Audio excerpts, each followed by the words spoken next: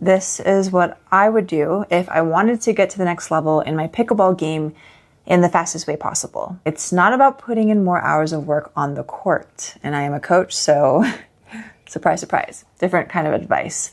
So I did this when I was getting ready for my freshman year of college tennis. And I didn't know where I was going to end up on the team's lineup, but I knew I wanted to play every match. So I did this also when I decided to become a 5-0 pickleball player when I was still new to the sport. I even did this when I decided I was going to go from being a full-time tennis coach to a full-time pickleball coach. And the beautiful thing is you can use this in many aspects of life. But the things that I did were, number one, I asked myself these questions. What would it look like to be this? And what would it feel like to experience this? Whatever it is that you're trying to achieve. And number two, I then decided that this was my new way of being. Making this decision is already enough to speed up your results. It did for me. But sometimes you don't know what it feels like or it looks like.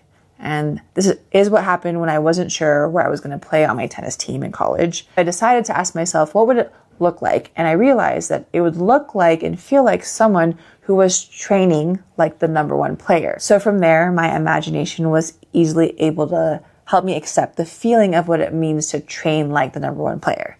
So everything I did stemmed from this decision: how I showed up to practice, how I was training, and how I thought when I was playing, every single detail.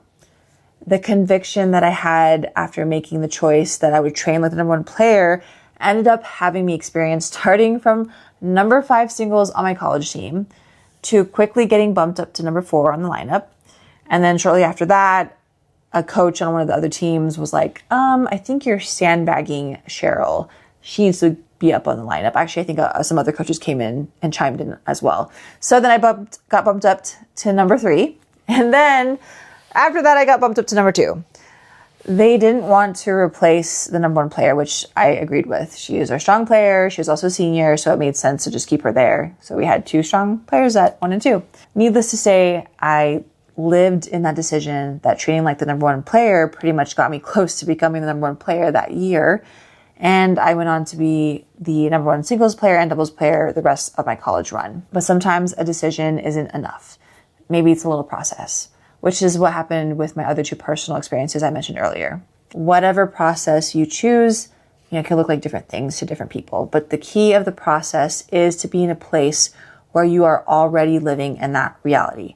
It's not the process itself, it's the idea that you are comfortable being in that place. So when I wanted to become a solid 5-0, which to me that meant that the 5-0 players at that time were comfortable with me being there and welcomed me to play in with them. So I decided to journal out and also imagine that other people were asking me things like, what are you doing? You're getting so good. How did you get good so fast? So I actually didn't dwell on it and I didn't religiously focus on it. But from time to time, I would think about it, then I would smile, and then I'd move on with my day. Not 2 or 3 months later, I actually had someone message me on Instagram and pretty much told me these exact words verbatim. And it was pretty crazy because I realized that what happened was I had the feeling of, yeah, of course, I improved so fast. I already felt it was normal in my body because I was thinking about it for some time. And in a way, I was practicing it before it happened. And, to this day, I don't ever question when I talk about being a 5-0 player. It's as normal as you telling me my name is Ashley instead of Cheryl and me looking at you like you're crazy. Because that's how much of a matter of fact it should be. You feel it deeply. I feel it deeply. I know my name is Cheryl. I don't have to argue with anyone. I know my name's not Ashley. And so it is what it is. No questions asked. No hesitation. And that's how whatever you're trying to achieve, whatever improvement you're trying to create, it's supposed to feel like that. Like it's, of course, you're already living your desired result and it's no questions asked. The last tip I want to give you is the importance of relentless commitment to the idea of the end result that you want to experience. So for example, I used this when I realized I wanted to become a full-time pickleball coach. This was a time when I was full-time coaching tennis and I found pickleball, and there were actually a lot of factors that could have scared me off from pursuing becoming a pickleball coach. But I decided that I was going to do this, right? As I've done the process. And I kept thinking about what it would look like, what would it feel like? I mean, I had also a lot of things that were potentially in the way, like people were doubting my prices. I had facility limitations. I still had tennis lessons to do. I had people adverse to taking some lessons for whatever reason, not necessarily with me, but just in general. And, with all the processes that I've mentioned in this video so far, I used it to ask myself, what would it look like? What would it feel like? And with all that, I had, again, made it a relentless pursuit of keeping my mind living in that reality that I wanted to experience and to feel it as if it's already real, it's already normal, it's as normal as my name, it's as normal as breathing. So that's the important thing here. So I also had to trust the path would unfold. I didn't try to force things to happen. And it did. And I'm just grateful for everything and how it unfolded. And I just truly followed open doors. And I know that's every process I've ever done. The open doors open and you follow them. So that's how I'm sitting here making this video for you today. At this point, I think most people are aware of the power of visualization and even talking to yourself during competition in positive ways that can and will create winning results and create significant improvement.